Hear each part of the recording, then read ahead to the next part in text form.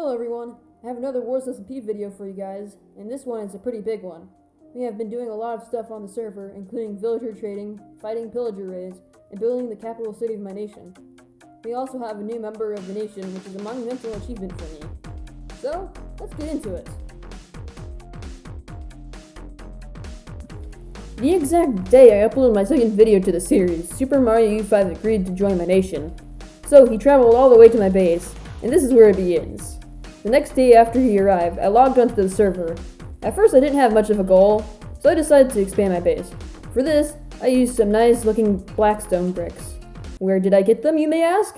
Well, I might have took them all from the Bastion remnant, of course.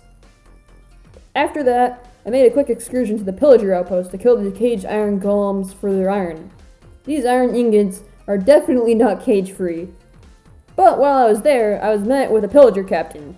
And with not much else to do on the server, I decided to kill the pillager captain. This gave me a bad omen effect, which I brought to the empty village. I started a raid, but it was really lame. The only thing I got that was actually useful was an extra saddle. The next day, SuperMarioU5 came to join me on our adventures. So I showed him around my base, and for the next little while we began trading iron from the iron farm with the villagers. Along with this, I discovered a way to duplicate my emeralds. You see, our librarians sell 4 glass blocks for 1 emerald, and with the Hero of the Village effect, we can sell glass panes to the cartographer for a slightly cheaper price.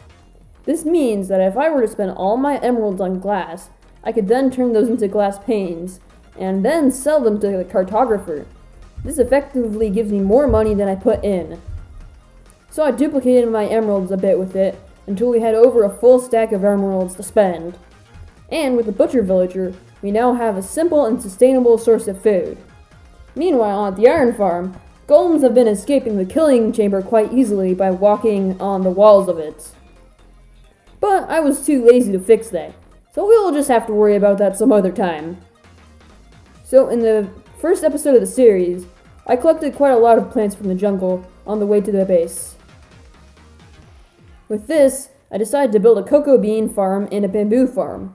The cocoa beans won't be too useful right now, but we can just turn the bamboo into sticks and sell it to our Fletcher. Also, after a bit of work, we managed to obtain a villager with a mending trade. This is extremely useful, so we will definitely be getting mending armor and tools. And as a bonus, the Fletcher also got upgraded and now offers a pretty good enchanted bow trade. The next time we got on, Mario went full diamond, and we went to do a bit of mining. But I didn't find anything good and ended up getting lost. SuperMarioU5, on the other hand, found a lot of diamonds with the fortune pickaxe I gave him. After that, we went exploring in the nether, and by sheer luck, Mario somehow found an ancient debris in a random cave. Meanwhile, I was aimlessly wandering the nether wastes, picking up mushrooms. Once we came back to the overworld, we did some more trading. After that, we started another raid, but came back empty-handed, again. Mario also got another librarian, but I may or may not have accidentally locked in the trade on something he didn't want. So he ended up killing it. So because of that, he breeded another villager and logged off for the day.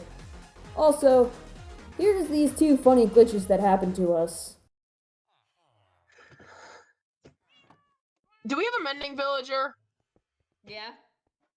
Oh, cool. I'm gonna go. Oh wait, I don't have any. my mending armor actually did Wait. mend. Porter, you broke the chest!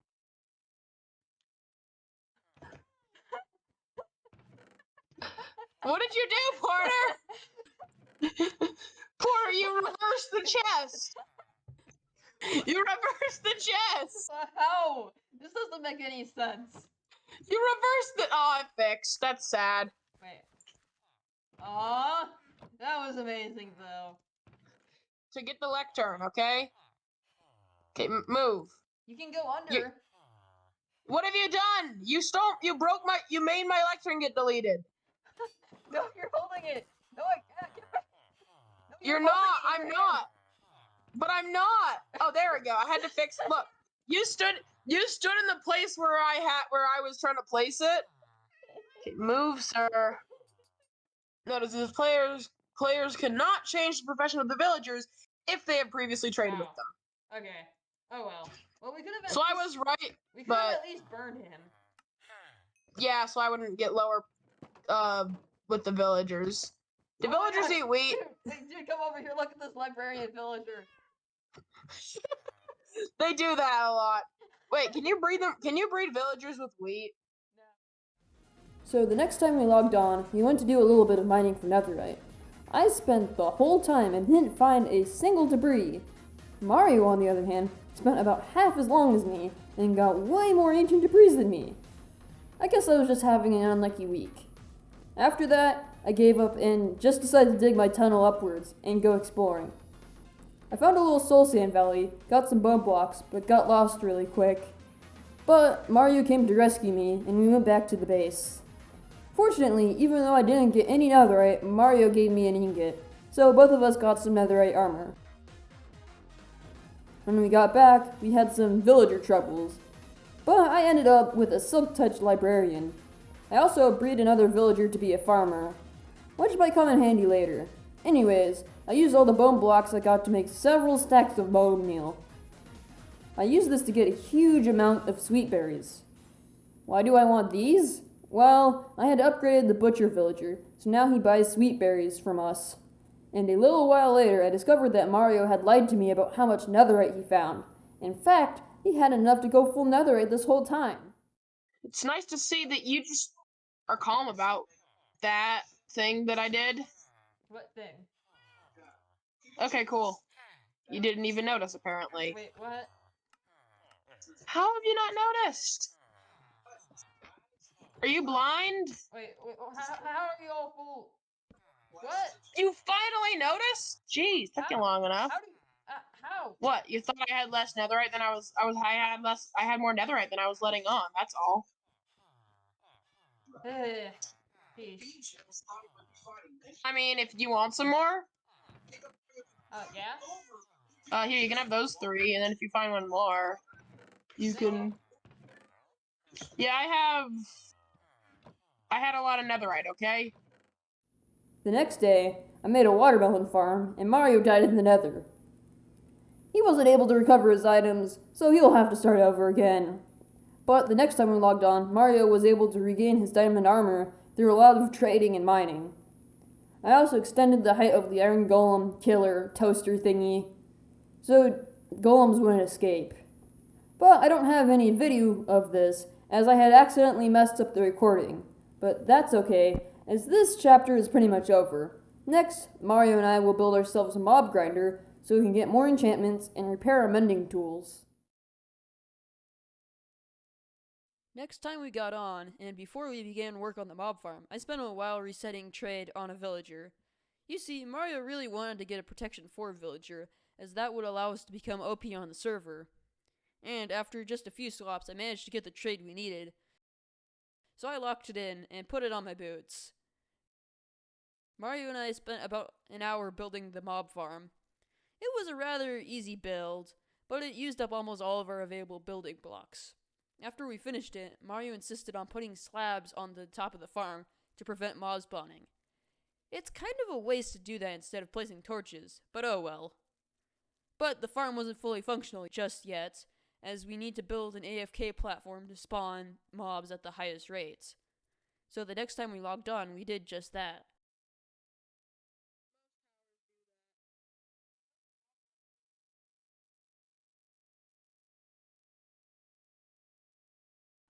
So that was quick, but I think we should make more farms.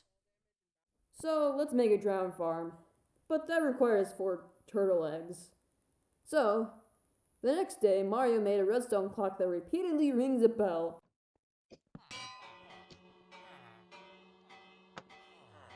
Wait, let me see what the villagers are doing. I accidentally pushed my cat into the villager room. This is great. They're forever in panic. Only some of them are. Other ones are just like, eh. They're stuck in a permanent state of panic. And also, my cat wants to live in the village now. and I forced some turtles to lay some eggs for me. Then I stole all the eggs and built a new turtle hatchery by our base. The next day, we made a contraption that uses a skeleton to kill creepers, which gives us a music disc.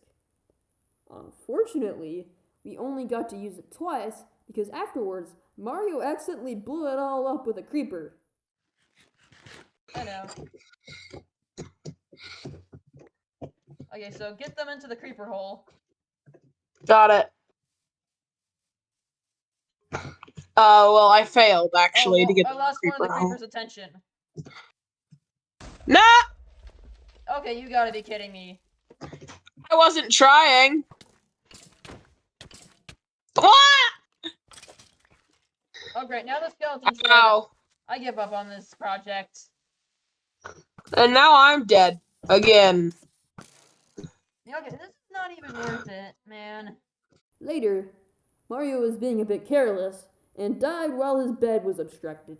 This caused him to be sent back to spawn. So he will have to walk all the way back to our base, all 5,000 blocks. But by the time we got on next time, he was back. So we went nether exploring, and I found a nether fortress. So with a little work, we got to the top and obtained some horse armor, blaze rods, and nether wart. We also died a bunch, but we don't really talk about that. So we returned to the overworld and used some of our new resources to make a splash potion of weakness to heal a random zombie villager we had found a while ago. And to prevent him from despawning, we named him Name Tag, using a name tag. But he ended up being a nitwit villager. So Mario drowned him. Anyways, after a while, Mario died again, and he had to begin his journey to my base a third time due to a glitch with his bed. Anyways, I'll come help you in a bit. Let me just, Could you also get me some food? What? What? Well, that's annoying. Oh, you died. Oh. You see, I was gonna just die to get back to full HP. Smart idea. The game decided I didn't set my spawn. I guess you didn't set your spawn. Oh, wait. I did. That's a bad thing then. Yep. Because of this, I decided to give up on making a drown farm for this time being. While he was gone, though, I grinded tons of emeralds so I could get full protection 4 netherite armor. My horse also died in a creeper explosion, which was sad. That real quick. My horse died!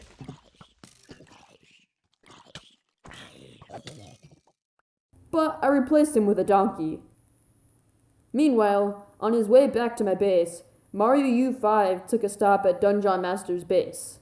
You see, Dungeon Master's second Wars SMP video contains the coordinates of his base at about 1 minute and 52 seconds into the video. Because of this, Mario found his base and sent me a few pictures of it. From the look of it, John's base hasn't been touched in a while, and has probably been abandoned. Anyways, after we got off Minecraft, something unexpected happened. So, a friend of mine, Thechickenman, has joined our faction. He has been traveling to our base for quite a while, but that is a story for another time.